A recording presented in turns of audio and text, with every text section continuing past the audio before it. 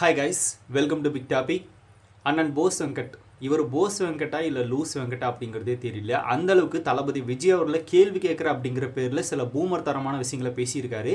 அது என்ன அப்படிங்கிறதையும் பார்த்துட்டு அவங்களுக்கு சில ரிப்ளைஸும் நம்ம கொடுக்க போகிறோம்.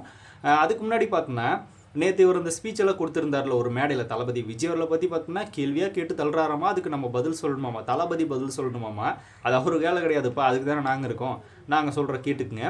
ஆனால் அந்த வீடியோ ஃபுல்லாக நம்ம பார்த்து முடிச்சோடனே அவர் ஒரு முக்கியமான விஷயத்தை சொல்லியிருந்தார். ஏன் பேசுகிறாரு அப்படிங்கிறது அப்போ தான் எனக்கு கன்வே ஆச்சு. என்ன அப்படின்னா, விஜய் அவர்களோட தொண்டர்கள், தளபதியோட தொண்டர்கள் பார்த்தோம்னா எங்கே பார்த்தாலும் டிவிக்கேன்னு கத்திட்டு இருக்காங்கல்ல, அதுதான் இவங்களுக்கு மிகப்பெரிய எரிச்சல். ஏன்னா டிஎம்கேன்னு யாரும் கத்துறது கிடையாது, ஏடிஎம்கே அப்படின்னு யாரும் கத்துறது கிடையாது. எங்கே போனாலும் டிவிக்கே அப்படின்னு இளைஞர்கள் கத்துறாங்க. அதுதான் பார்த்தோன்னா இவங்களுக்கு ஒரு மிகப்பெரிய வயிற்றெரிச்சல். இப்போ அவங்க கத்துனா கத்திட்டு போகிறாங்க, அதில் யாருக்கு என்ன லாஸ் ஆக போகுது? கத்துனா கத்துட்டும், அது நம்மளுக்கு தேவையில்லாத ஒரு விஷயம் அப்படின்னு விட்டுட்டு போகிறதெல்லாம் கிடையாது. நம்மளுக்கு யாரும் கத்தலையே, இவங்களுக்கு கத்திட்டு இருக்காங்களே அப்படின்ற ஒரு வயிற்றெரிச்சல் தான் பார்த்தோம்னா இவங்கள இந்த மேடையில் இந்த மாதிரி பேச வச்சுட்ருக்கு. அதில் எந்த வித சந்தேகம் வேணாம். இதுதான் நான் அந்த வீடியோ மூலமாக பார்த்து தெரிஞ்சுக்கிட்டது. அதுக்காக தான் சில கேள்விகளும் கேட்டிருந்தார் அந்த வயிற்றெரிச்சல். அது என்ன அப்படிங்கிறத பார்க்கலாம். ஸோ முதல் கேள்வி பார்த்தோம்னா, விஜய் அவர்கள் மதுரைக்கு வர்றாருல, மதுரையே குலுங்கிருச்சு அப்படின்னு ஒருத்தன் பேசுகிறான். ஆமாம், குலுங்குச்சு, யார் இல்லைன்னு சொன்னது அப்படின்னு இவரே கேட்டுக்கிறாரு. அதாவது விஜய் அவர்கள் பார்த்தோம்னா மதுரைக்கு வந்ததுனால ஒரு மிகப்பெரிய ரோட் ஷோ நடத்தினாரு தெரியும். அதுக்கு இவர் என்ன கேட்குறாரு அப்படின்னா, இதுக்கு முன்னாடி மதுரைக்கு விஜய் அவர்கள் வந்ததே கிடையாதா? அப்படி வரும்போதெல்லாம் பார்த்தோன்னா சைலண்ட்டாக வந்துட்டு போன ஒரு ஆள் இப்போ எதுக்காக நான் வர்றேன் அப்படிங்கிற அனௌன்ஸ்மெண்ட் கொடுத்து ரசிகர்கள் அங்கே கூட வச்சு மக்களை பார்த்தோன்னா வர வச்சு அந்த ரோட் ஷோ நடத்துகிறாரு. சினிமா ஷூட்டிங்க்கு எத்தனை டைம் போயிருப்பார், அப்போல்லாம் சைலண்ட்டாக போயிட்டு இப்போ மட்டும் பார்த்தோன்னா எதுக்காக இப்படி பண்ணுறாரு அப்படின்னு ஒரு கேட்டிருக்காரு. இதுதான் 1 நம்பர் பூமர்த்தனமான ஒரு கேள்வி. அப்போ தளபதி விஜய் அவர்கள் பார்த்தோன்னா ஒரு நடிகர், அப்போ யாரையுமே டிஸ்டர்ப் பண்ணக்கூடாது அப்படின்னு அவர் நினச்சிருக்காரு. ப்ளஸ் பார்த்தோம்னா தேவையில்லாமல் அவர் ஷூட்டிங் போகும்போதெல்லாம் பார்த்தோன்னா நான் இங்கே ஷூட்டிங் வர்றப்ப என்னை வந்து பாருங்க அப்படின்னு விஜய் கூப்பிடுவாரா? அதெல்லாம் உண்மை கிடையாது. அவர் ஒரு நடிகராக நடிக்கிறதுக்கு போனார், நடிச்சிட்டாரு, வந்துட்டார், அவ்வளோதான் முடிஞ்சுது. அதையும் தாண்டி அந்த நியூஸ் எப்படியாவது லீக் ஆயிரும். எப்படியாவது ஏர்போர்ட்டில் விஜய் ரசிகர்கள் அப்பவும் கூஞ்சிட்டு தான் இருந்தாங்க. அவர் எங்கே ஷூட்டிங் போகிறாரோ அப்போல்லாம் பார்த்தோன்னா விஜய் ரசிகர்கள் வந்துட்டு தான் இருந்தாங்க. அதில் ஒரு மாற்றம் இல்லை. இப்போது விஜய் அவர்கள் பார்த்தோன்னா அங்கே மதுரைக்கு போகிறாரு, கோயம்புத்தூர் போகிறாரு அப்படின்னா கூட்டம் கூடுது அப்படின்னா அவர் ஒரு அரசியல் கட்சி ஆரம்பிச்சிருக்காரு. அப்படின்னு இருக்கும்போது அதை தெரிஞ்சுக்கிட்ட மக்கள் பார்த்தோன்னா விஜய் பார்க்குறக்கு வரதான் செய்வாங்க. அதை எல்லாத்தையும் தாண்டி விஜய் அவர்கள் பார்த்தோன்னா அவர் பின்னாடி எந்த அளவுக்கு ஒரு கூட்டம் இருக்குது அப்படிங்கிறத நிரூபித்து காட்டணும்ல. இப்போ அடுத்த எலெக்ஷனில் பார்த்தோன்னா அவர் ஓட்டு வாங்க நிற்க போகிறாரு. அப்படி இருக்கும்போது ஒவ்வொரு டிஸ்ட்ரிக்ட்லும் பார்த்தோன்னா எந்த அளவுக்கு தனக்கு உண்டான கூட்டம் இருக்குது அப்படிங்கிறது அந்த பவரை காட்டி ஆகணும்ல, காட்டணும். அதுதான் அரசியல் தலைவருக்கு உண்டான ஒரு பவர் எந்த லெவல் இருக்குது அப்படிங்கிறது காட்டணும்ல. அதை பண்ணுறாரு. அதில் இவங்களுக்கு என்ன பிரச்சனை? இதில் கூட பார்த்தோன்னா அந்த கூட்டம் இவங்களுக்கு கூடுது, ஆனால் நம்மளுக்கு கூட மாட்டேங்குது அப்படின்ற ஒரு வயிற்றெரிச்சல், வேறு எதுவும் கிடையாது. இது ஒரு பூமர்த்தனமான கேள்வி. இதை பார்த்தோன்னா ஒரு கேள்வி வேறு கேட்டிருக்காரு. ஷூட்டிங் நடக்கும்போது விஜய் பார்த்தோன்னா அங்கே இங்கே இருக்கார், அப்போல்லாம் விஜய் ரசிகர்கள் வரலன்னு கேட்குறாங்கல்ல. நெய்வேலி சம்பவம் பார்த்தீங்களா, ஒரு செல்ஃபி வீடியோவை? அந்த சம்பவமெல்லாம் மறக்க முடியாது. அப்பவும் விஜய் நடிச்சுட்டு தான் இருந்தார், ஷூட்டிங் ஸ்பாட்டில் இருந்தார். அப்போ எந்தளவுக்கு ஒரு கூட்டம் கூடிச்சு அப்படிங்கிறது தெரியுமில்ல. இந்த மாதிரி பல விஷயங்கள் இருக்குது. அவர் நடிச்சுட்டு இருக்கும்போதே ரசிகர்கள் பார்த்தோன்னா அங்கே வந்து பார்த்துட்டு தான் போயிட்டு இருந்தாங்க. இவர் பார்க்கல போல். அப்போல்லாம் பார்த்துருந்தாலே இவருக்கு அது பிரச்சனை கிடையாது. இப்போ அரசியலுக்கு வந்ததுக்கப்புறமா அதிகமாக கூடுதல, அதனால ஒரு வயிற்றெரிச்சல், அவ்வளோதான். சரி, ஓகே, இந்த பாயிண்ட் விட்டுடலாம். அடுத்தது என்ன சொல்கிறார் அப்படின்னா, நயன்தாரா வந்தால் கூட இந்த கூட்டம் கூடும், அஜித் அவர்கள் வந்தார் அப்படின்னா இதோட டபுள் மடங்காக கூடும் அப்படின்னு சொல்கிறாரு. எஸ், அஜித் அவர்கள் வந்தால் டபுள் மடங்காக கூடும், அதில் எந்த மாற்றமும் இல்லை. தளபதி வந்தாலும் கூடும், அதில் எந்த மாற்றமும் இல்லை. நயன்தாரா வந்தாலும் கூடும், அதில் எந்த மாற்றமும் இல்லை. ஆனால் இதில் யார் அரசியல் கட்சி ஆரம்பிச்சிருக்காங்க, யாருக்கு வாக்கு செலுத்துறதுக்காக கூடுவாங்க அப்படின்னா விஜய் தான் அரசியல் கட்சி ஆரம்பிச்சிருக்காரு. அவருக்கு வாக்கு செலுத்துறதுக்குண்டான அந்த ரசிகர்கள் தான் பட்டணம் கூடியிருக்காங்க, தொண்டர்களா. இதே உங்களுக்கு புரிய மாட்டேங்குதுன்றது தெரியல. இது எல்லாத்தையும் விட அஜித் அவர்கள் இல்லை அப்படின்னா திமுகவே ஜெயிக்காதுங்க. இதுதான் உண்மையான ஒரு விஷயம். ஏன் அப்படின்னா, எந்த மேடை யார் ஏறினாலும் விஜய் அவர்களை பேசுகிறதுக்கு முன்னாடி விஜயை பேசணும் அப்படின்றக்காகவே அஜித் அவர்களை பார்த்தோன்னா எடுத்துறது. யாராக இருந்தாலும் அஜித் அவர்களை கையில் எடுத்துறது. அஜித் அவர்கள் இல்லாமல் இவங்களால பார்த்தோன்னா பேச முடியாது விஜய் அவர்களை. ப்ளஸ் வந்து அஜித் ரசிகர்கள் இல்லாமல் திமுக ஜெயிக்காது அப்படின்ற நிலைப்பாட்டை அவங்களே உருவாக்கிட்டு இருக்காங்க அப்படின்னு தான் சொல்லணும். இதுக்காக அஜித் ரசிகர்கள் பெருமைப்பட்டுக்கலாம். நம்ம இல்லாமல் திமுகவே இல்லைடா அப்படின்ற மாதிரி அஜித் ரசிகர்கள் பெருமைப்பட்டுக்கலாம். ஏன்னா அஜித்தை பேசியதை பார்த்தோன்னா விஜய் அவர்கள் இறக்குறாங்க. அது எதுக்காக அப்படின்னா அஜித் ரசிகர்களோட வாக்கை இவங்க வாங்குறதுக்காக. ஆல்ரெடி சோசியல் மீடியாஸில் தளபதி ரசிகர்களுக்கும் அஜித் ரசிகர்களுக்கும் ஆகாது அப்படிங்கிறது தெரிஞ்ச விஷயம் தான். ஒரு சில பேர், எல்லாரும் கிடையாது. ஆனால் அது ஒரு ஃபேன் வார் அப்படிங்கிறது இவங்க புரிஞ்சுக்கிறது கிடையாது. சப்போர்ட் பண்ணுற அஜித் ஃபேன்ஸே நிறைய பேர் இருக்காங்க. அதாவது ஒரு சினிமா பிம்பத்திலேருந்து வெளியே வந்து குடிமகனாக பார்த்தோன்னா நம்ம என்ன பண்ணணும் அப்படின்ற ஒரு மைண்ட் செட் அவங்களுக்கும் இருக்குது. அதெல்லாம் பார்த்தோன்னா இவங்களுக்கு தெரியறதில்ல. விஜய் ரசிகர்கள் அஜித் ரசிகர்கள் அப்படின்லாம் ஆகாது அப்படின்னு தான் உங்களோட மைண்ட் செட்டு. அதனால் அஜித்தாவில் எடுத்து பேசி தான் பார்த்தோன்னா விஜய் அவர்கள் கீழே இறக்கி பேசி அஜித் ரசிகர்களோட வாங்க பார்க்குறாங்க. இந்த இடத்துல அஜித் ரசிகர்கள் யாராவது இருந்தீங்க அப்படின்னா பெருமைப்பட்டுக்கோங்க. திமுக உங்களை வச்சு தான் ஜெயிக்கணும்னு பிளான் பண்ணுது. நீங்கள் இல்லை அப்படின்னா திமுகவே இல்லை அப்படின்ற ரேஞ்சுக்கு தான் போயிட்டுருக்கு. நீங்கள் பெருமையாக காலர் தூக்கிட்டு சொல்லிக்கலாம் அஜித் ஃபேன் அப்படின்னு. அது ஒரு பாயிண்ட். அடுத்தது என்ன சொல்கிறாரு அப்படின்னா, வாரிசு அரசியல் அப்படின்னு விஜய் சொல்கிறாரு. அப்போ நீங்கள் மட்டும் வாரிசு இல்லையா? உங்கள் தாத்தா, உங்கள் அப்பா, இப்போ நீங்கள், அதுக்கப்புறமா உங்கள் பையன் டேரெக்டாக வந்திருக்காரு, இதெல்லாம் வாரிசு இல்லையா? இதெல்லாம் கேட்க மாட்டீங்களா அப்படின்னு கேட்குறாரு. இதுக்கு ரொம்பவும் ஒரு 3 மாதத்துக்கு முன்னாடி நம்ம வீடியோ போட்டாச்சு. இவர் அப்போவே அதை கேட்டிருந்தாரு. இதுக்கு விஜய் பதில் சொல்லலையாமா. ஆனால் விஜய் ரசிகர்கள் அப்புறமா சோசியல் மீடியாஸில் அப்படின்னு எல்லாரும் பதில் சொல்லிட்டாங்க. இனி விஜயை தான் இவருக்கு வந்து பதில் சொல்லணுமாமா. அதான் நாங்கள் இருக்கோம்ல, அதுக்கு தானே நாங்கள் இருக்கோம். இங்கே டிஎம்கே ஐடிவிங்க்கு எதுக்கு இருக்குது? உங்கள் தலைவர்கள் பற்றி யாராவது பேசுனாங்க அப்படின்னா அவங்கள உட்காந்து விளக்கம் கொடுக்குறாங்க. எங்களை மாதிரியான ஐடிவிங் தானே பதில் கொடுத்துட்ருக்காங்க. அது மாதிரி நாங்கள் கொடுக்குறதால நீங்கள் பார்க்குறதே இல்லையா? சரி, ஓகே, அதை பார்க்க மாட்டீங்க. பார்த்தாலும் பார்த்தோம்னா பதில் சொல்ல தெரியாது. இருந்தாலும் இது ஒரு டைம் சொல்லிக்கலாம். இப்போது சினிமாவில் இருக்கிற அந்த வாரிசும் அரசியல் இருக்கிற வாரிசும் ஒன்றா? அதுவும் மக்களை என்டர்டெயின்மெண்ட் பண்ணுற ஒரு பிளாட்ஃபார்ம் பார்த்தோம்னா ஒன்றா அப்படின்னு தான் நம்ம கேட்க தோணுது. இப்போ சினிமாவில் வாரிசாக வர்றாங்க அப்படின்னா, அந்த வாரிசுகள் வர்றாங்க அப்படின்னா மக்கள் படத்தை பார்க்குறாங்க, அவங்களுக்கு பிடிச்சிருந்தா ஏற்றுக்க போகிறாங்க, பிடிக்கலன்னா விட்டு தள்ள போகிறாங்க. ஒரு 3 மணி நேரம் படம் தான் அது பிடிச்சா ஏற்றுக்க போகிறாங்க, பிடிக்கலன்னா விட போகிறாங்க. அது அவங்களோட முடிஞ்சிச்சு. தியேட்டரில் இருந்து ஒரு 3 மணி நேரம் படம் பார்த்துட்டு வெளியே வர வரைக்கும் தான் அந்த கான்செப்ட். அதுக்கப்புறம் வெளியே வந்துட்டா நார்மல் லைஃபுக்கு திரும்பிடுவாங்க. இந்த கான்செப்டும் அரசியல் இருந்துட்டு மக்களுக்கு நல்லது செய்ய வர போகிற அப்படின்னு பேசுகிற கான்செப்டும் ஒன்றா அப்படிங்கிறது தான் நம்மளோட முதல் கேள்வி. இது எல்லாத்தையும் விட விஜய் அவர்கள் பார்த்தோம்னா எஸ்சிஎஸ்சி அவர்கள் இல்லை அப்படின்னா கிடையாது அப்படின்னு சொல்கிறாங்க. எஸ்சிஎஸ்சி அவர்களுக்காக நாங்கள்லாம் விஜய் ஃபேன் ஆகலன்பா. நாங்கள்லாம் பார்த்தோம்னா விஜய் ரசிகர் ஆகிட்டு தான் விஜயோட அப்பா தான் எஸ்சிஎஸ்சி சந்திரசேகர் அப்படிங்கிறத நாங்கள் தெரிஞ்சுக்கிட்டோம். எஸ்சிஎஸ்சியெல்லாம் எங்களுக்கு யாருனே தெரியாது. ஃபஸ்ட்டு விஜயை தெரியும். அதுக்கப்புறமா தான் அவரோட ஃபேமிலி, அவரோட அப்பா வந்து எஸ்ஏ சந்திரசேகர், அவரும் ஒரு டேரக்டர் அப்படிங்கிறதெல்லாம் எங்களுக்கு தெரியும். அதுக்கப்புறமா தான் அவரோட ஃபேமிலி என்ன, யார் என்னங்க அப்படிங்கிறதெல்லாம் பின்புறம் எங்களுக்கு தெரியும். நான் மட்டும் கிடையாது, எல்லாருமே அப்படி தான். இதில் எங்கே எஸ்ஏ சந்திரசேகர் அவர்களுக்காக விஜய் அவர்களை யார் ஏற்றுக்கிட்டாங்க? அதுக்குண்டான ஒரு கேள்வி சொல்லுங்கள். எந்த ஒரு சினிமாவில் வாரிசுன்ற பேரில் வந்தாலும் மக்களுக்கு பிடிச்சிருந்தா தான் அவங்களை ஏற்றுக்குவாங்க. அவங்களுக்குன்னு ஒரு திறமை இருந்தால் தான் அதை ஏற்றுப்பாங்க. இப்போ எக்ஸாம்பிளுக்கு சொல்லணும் அப்படின்னா, சிவாஜி அவர்கள் மாதிரி நடிக்கிறக்கு ஆள் இப்போ வரைக்கும் இந்தியன் சினிமாவிலே கிடையாது. அது அவரோட மகன் பார்த்தோன்னா பிரபு வந்தார். அவரும் பார்த்தோன்னா பிரபலம் ஆகிட்டார். இன்னும் வரைக்கும் சினிமா நடிச்சுட்டு தான் இருக்கார். ஆனால் அதனோட வாரிசு அடிப்படையில் வர விக்ரம் பிரபு அவர்கள் பார்த்தோம்னா இன்னுமே தன்னை நிரூபிக்க முடியாமல் தான் இருக்கார். இன்னும் பார்த்தோன்னா ஒரு சில சின்ன படங்கள் தான் பண்ணிகிட்டு இருக்காரு.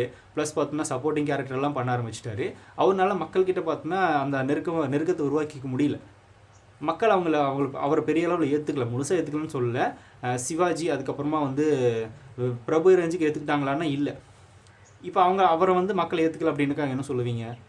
பிடிச்சிருக்கிறவங்க தான் ஏற்றுக்குவாங்க. மக்கள் வந்து கனெக்ட் பண்ணிப்பாங்க. இவர் நம்மளுக்கு பிடிச்சிருக்கு, இவர்கிட்ட நம்மளுக்கு பார்த்தோன்னா நடிப்பில் ஒரு வித்தியாசமான விஷயத்தை காட்டுறாரு, நமக்கு அவரை பிடிச்சிருக்கு அப்படின்ற மாதிரி பார்த்தோன்னா ஒரு மைண்ட் செட்டை க்ரியேட் பண்ணணும்.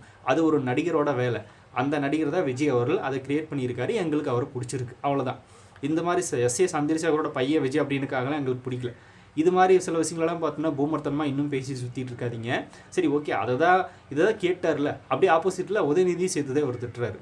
கலைஞர் எழுதாத எழுத்தா, கலைஞர் எழுதாத வசனங்களா அப்படின்றாரு. அதுக்கப்புறமா வந்து அவரோட மக ஸ்டாலின் அவர்களும் பார்த்தோன்னா படங்கள் நடிச்சிருக்காரு, சீரியல் நடிச்சிருக்காரு, திருத்தரவு பார்த்தோன்னா நாடகங்கள் நடிச்சிருக்காரு. அதுக்கப்புறமா தான் உதயநிதி வந்திருக்காரு அப்படின்னு இதுவும் வாரிசு தான் சினிமாவில் அப்படின்னு இவரை ஒத்துக்கிறாரு. அப்புறம் எதுக்கு தளபதி கேட்குறாருன்றது தெரியல.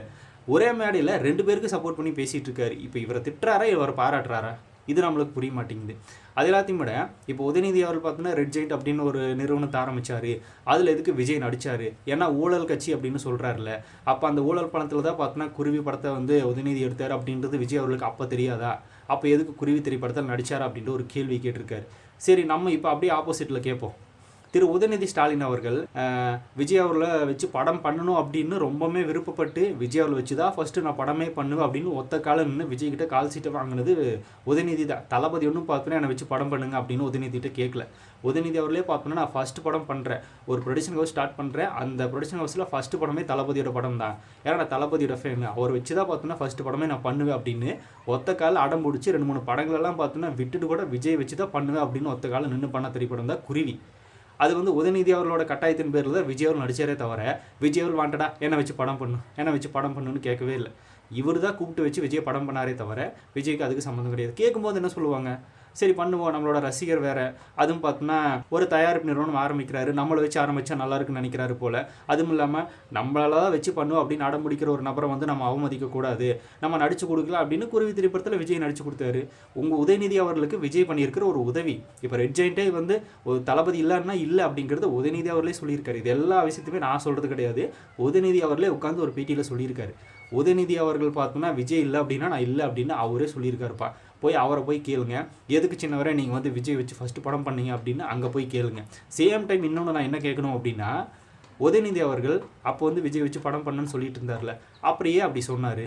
இல்லை நீங்கள் 2024 வந்து ஒரு கட்சி ஒன்று ஆரம்பிப்பீங்க, தமிழக வெற்றி கழகம் அப்படின்னு ஆரம்பிச்சுட்டு கடைசியில் எங்கள் ஃபேமிலியை நீங்கள் வந்து ஊழல் கட்சின்னு சொல்லுவீங்க, வாரிசு அரசியல்னு சொல்லுவீங்க, அதனால் உங்களெல்லாம் வச்சு நான் படம் பண்ண மாட்டேன், நீங்கள் போங்க அப்படின்னு 2007 ஏன் கேட்கல அப்படின்னு ஒரு கேள்வி கேட்டால் எந்த அளவுக்கு முட்டாள்தனமாக இருக்குமோ அந்த அளவுக்கு தான் இவர் கேட்குற கேள்வியும் இருக்குது.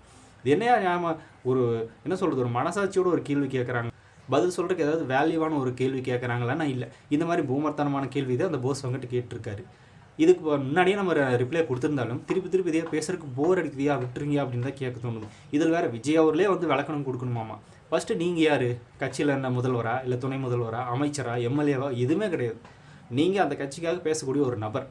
அந்த நபருக்கு தமிழக வெற்றி கழகத்தினுடைய தலைவர் விஜய் அவர்கள் பார்த்தோன்னா விளக்கம் கொடுக்கணுமாமா. அது ஊழல் பட்டியலெல்லாம் வெளியிடணுமாமா இவர் கேட்டோன்னே. அப்புறம் எதுக்கு சிபிஐ இருக்காங்க, போலீஸ் இருக்காங்க, சட்டம் எதுக்கு இருக்குது, அது அவங்க பார்த்துட்டு இருக்காங்க, வேணா அவங்க எடுத்து வச்சுருப்பாங்க, அங்கே போய் கேளுங்க. இதை விஜய் அவர்களே தான் வெளியிடணும் அப்படின்னு எதுக்கு கேட்குறீங்க? சரி, இப்போ ஊழல் பண்ணாமல் எதுக்கு செந்தில் பாலாஜி பார்த்தோன்னா கிட்டத்தட்ட ஒரு 1.5 வருஷமாக ஜெயிலில் இருந்தார். ஜெகத் ரசிகன் 900 கோடி ஊழல் பண்ணார் அப்படின்னு கைது பண்ணாங்களே, அது என்னது? இப்போ பொன்முடி மேலும் ஒரு வழக்கு வந்துச்சு, அதெல்லாம் என்னது? அதெல்லாம் என்ன சொல்கிறது, பட்டியல் இல்லாமல் தான் பார்த்தோன்னா அவங்கள கைது பண்ணாங்களா, ஜெயிலில் போட்டாங்களா? இதெல்லாம் ஊழல் லிஸ்ட்டில் வராதா? இப்போ 1000 கோடி நீங்கள் வந்து டாஸ்மாகில் தூக்கினீங்க அப்படின்னு இப்போ வரைக்கும் இருக்குது, அது நீதிமன்றத்தில் இருக்குது. இதெல்லாம் பார்த்தோன்னா உங்களுக்கு ஊழல் மாதிரி தெரியலையா? நிரூபிக்கிறது நீதிமன்றத்தோட வேலை, அது எங்களுக்கு சம்மந்தமே இல்லை அப்படிங்கிறது நிரூபிக்க வேண்டியது உங்கள் கட்சிக்காரங்களோட வேலை. இதில் விஜய் அவர்கள் இங்கே இடையில வந்தார், எதுக்கு தளபதி பற்றி கேட்டிருக்கீங்க அப்படிங்கிறது நம்மளுக்கு தெரியல. சரி, ஓகே, உங்களால் இதைத்தான் பேச முடியும். இதை பேசி பார்த்தோன்னா விஜய் அவர்களுக்கு ஒரு அவப்பெயர் ஏற்படுத்தி மக்கள் மத்தியில் நாங்கள்லாம் கொள்ளையே அடிக்கல, விஜய் சும்மா சொல்கிறாரு, அவருக்கு அரசியலே தெரியல அப்படின்னு கட்டமைக்கிறதுக்கு ட்ரை பண்ணுறீங்க. இதெல்லாம் என்ன மாதிரியான கொடுமை அப்படிங்கிறது தெரியல. ஸோ இவங்க பார்த்தோன்னா பேசணும், அவ்வளோதான் இவங்களோட விஷயமே தவிர என்ன பேசணும் அப்படிங்கிறதுல இவங்களுக்கு தேவையே கிடையாது. அதெல்லாம் இருக்கட்டும். இப்போ இந்த மேடையில் பார்த்தோன்னா கூட்டமெல்லாம் வாக்கா மாறுமா, எல்லாம் ஓட்டு போடுவாங்களா? யாரும் ஓட்டு போட மாட்டாங்க. இப்போ மதுரைக்கு ஃபஸ்ட் டைம் விஜய் போகிறாரு, நிறைய பேர் 1000 பேர் கூடுவாங்க. அதுக்கப்புறமா 2ஆம் டைம் போகும்போது ஒரு 500 பேர் கூடுவாங்க. அதுக்கப்புறமா ஒரு 300 பேர், அதுக்கப்புறம் கடைசியில் யாருமே இல்லாமல் போயிடுவாங்க அப்படின்னு இவர் சொல்கிறாரு. சரி, விஜய் அவர் பார்த்தோன்னா யாருமே இல்லாமல் அனாதையாக போயிட்டு போகிறாரு, அது தெரிஞ்சு போச்சு உங்களுக்கு. நீங்கள் எதுக்கு இன்னுமே விஜய் பற்றி மேடையில் பேசிகிட்டே இருக்கீங்க? விஜய் அவர்கள் பார்த்தோன்னா வாக்கு வாங்க மாட்டாருன்னு நீங்கள் சொல்கிறீங்களே, அது ஏப்பா சொல்கிறீங்க? அதுதான் உங்களுக்கே தெரியுமில்ல, அப்புறம் எதுக்கு சொல்லிகிட்டே இருக்கீங்க? அப்படின்னா வாக்கு விழுந்துருவோன்னு பயம் தானே, வேறு என்ன காரணமாக இருக்க போகுது? விஜய் அவர்களுக்கு 100% வாக்கு விழுகும் அப்படிங்கிறது இவங்களுக்கு தெரிஞ்சிருக்கு. தெரிஞ்சதுனால தான் விழாது அப்படின்னு இவங்க பேசிக்கிறாங்க. விழாது அப்படின்னு தெரிஞ்சவங்க அதை பற்றி பேச வேண்டிய அவசியமே இருக்காதுல்ல, எல்லாரும் இதே தான் பேசுறது. திமுகவில் இருக்கிற அமைச்சர்கள், எம்எல்ஏக்கள், 3ஆம் கட்ட 2ஆம் கட்ட பேச்சாளர்கள், ஸ்டாலின் வரைக்கும் பார்த்தோன்னா எல்லாரும் பேசிட்டாங்க. விஜய் அவர்களை பற்றி பேசாத ஆளே கிடையாது திமுக. விஜய் அவர்கள் ஒரு ஆளே இல்லைன்னு சொல்கிறாங்களே, அப்புறம் எதுக்கு இத்தனை பேர் முதல்வர் முதற்கொண்டு இவரை பேசணும் அப்படிங்கிறத நம்மளோட கேள்வியே. இதுலேருந்தே தெரிஞ்சிருச்சுல்ல, விஜய் அவர்களுக்கு வாக்கு விழும், அதை நம்ம தடுக்கணும் அப்படின்றத இவங்களோட நோக்கம். அதுக்கு இந்த மாதிரியான சில பூமர்த்தனமான விஷயங்கள்லாம் பேசதான் செய்வாங்க இந்த போஸ் வெங்கட் மாதிரி ஆளுங்க. அதுக்கு என்ன சொல்கிறதுன்னு தெரியல. நேற்று அப்படி தான் லியோனி அவர்கள் ஒன்று பேசியிருந்தார், அதை பற்றி காலையில் ஒரு வீடியோ போட்டிருக்கு, அதை யாராவது பார்க்க நினச்சிங்க அப்படின்னா லிங்க் டிஸ்கிரிப்ஷனில் இருக்குது, செக் பண்ணி பாருங்கள். ஸோ இந்த மாதிரி பூமர்த்தனமான கேள்விகளெல்லாம் கேட்குறத விட்டுட்டு திரு போஸ் வெங்கட் அவர்களே அறிவுபூர்வமாக ஏதோ ஒன்று கேளுங்க. இல்லை, விஜய் பற்றி பேசவே பேசாதீங்க. அடுத்ததாக திமுக வந்தால் ஆட்சி பிடிக்கும், எங்கள் முதல்வர் தான் மறுபடியும் அடுத்த 5 வருஷத்துக்கு முதல்வராக இருக்க போகிறார் அப்படின்னு பேசுகிறீங்க. எதுக்கு விஜய் அவர்களை பற்றி இந்த இடத்துல பேசுகிறீங்க? எதுக்கு பேசுகிறீங்கன்னு தெரியல. நாங்கள் தான் ஆட்சி பிடிக்கணும் அப்படின்னு பேசுகிறோம், ஏன்னா எங்கள் கையில் ஆட்சி அதிகாரம் கிடையாது, நாங்கள் பிடிக்கணும் அப்படின்னு பேசுகிறோம். நீங்கள் தான் பார்த்தோன்னா ஆல்ரெடி ஆட்சியில் இருக்கீங்க, அது மட்டும் இல்லாமல் எங்களை யாரும் பார்த்தோன்னா தோக்கடிக்க முடியாதுன்றீங்க. அப்புறம் எதுக்குப்பா பேசுகிறீங்க? பேசாமல் சும்மா இருக்க வேண்டியதானே, எதுக்கு பேசுகிறீங்க? அப்படின்னா பயம் இருக்குது தானே செய்யுது. ஸோ இவர் மாதிரி பூமர்த்தனமான கேள்விகள் கேட்குற இந்த அங்கிள்ஸ்க்கெல்லாம் நீங்கள் என்ன மாதிரியான ரிப்ளை கொடுப்பீங்க அப்படிங்கிறத கமெண்ட்டில் ஷேர் பண்ணுங்கள். அப்படி பிக் டாபிக் சேனல் யாராவது சப்ஸ்கிரைப் பண்ண வந்தால் மறக்காமல் சப்ஸ்கிரைப் பண்ணிக்குவாங்க. நிறைய big topics, political news, trending news, cinema updates அப்படி நிறைய நம்ம சேனல் தொடர்ந்து வரப்போகுது.